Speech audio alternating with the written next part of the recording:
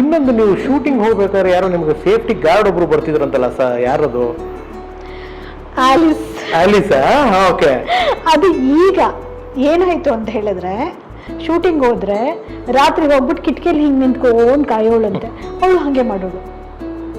ಹೇಳೋರು, ನಾನು ಬರೋವರೆಗೂ ಊಟ ತಿಂತಾ ಇರಲಿಲ್ಲ ಗೊತ್ತಾ. ರಾತ್ರಿ ಬರುವಾಗ ನಾನು ಬಂದೆ ಅಂದರೆ ಫ್ರಂಟ್ ಸೀಟಲ್ಲಿ ಅವಳಿಗೆ ಸೀಟ್ ಬೆಲ್ಟ್ ಹಾಕ್ಬಿಟ್ರೆ ಅವಾಗ ನಿದ್ದೆ ಮಾಡೋದವಳು. ಮನೆಗೆ ಬರೋವರೆಗೂ ನಿದ್ದೆ ಮಾಡೋಳು. ಸೆಕ್ಯೂರಿಟಿ ನನಗೆ ಅವಳ ಜೊತೆ ಮಾತಾಡ್ಕೊಂಡು ಬರೋದು ನನ್ನ ಧೈರ್ಯ. ಅವಳು ಋಣಾನು ಬಂದು ಅಷ್ಟೇ ಇದ್ದಿದ್ದು. ಅವಳಿಗೆ ಹಾರ್ಟ್ ಪ್ರಾಬ್ಲಮ್ಮು ನಮಗೆ ಗೊತ್ತಿಲ್ಲ. ಅವಳು ಕಣ್ಣೆರಡು ಬ್ಲೈಂಡ್ ಆಯಿತು. ಅವಳಿಗೆ ಪೊರೆ ಬಂದು ಮುಚ್ಕೊಂಡ್ಬಿಟ್ಟಿತ್ತು. ಒಳಗೆ ಬಂದರೆ ಹಾಗೆ ಮಲಗಿದೆ. ನನ್ನ ನೆರಳು ಥರ ಇದ್ಲು ಅವಳು. ನನಗೆ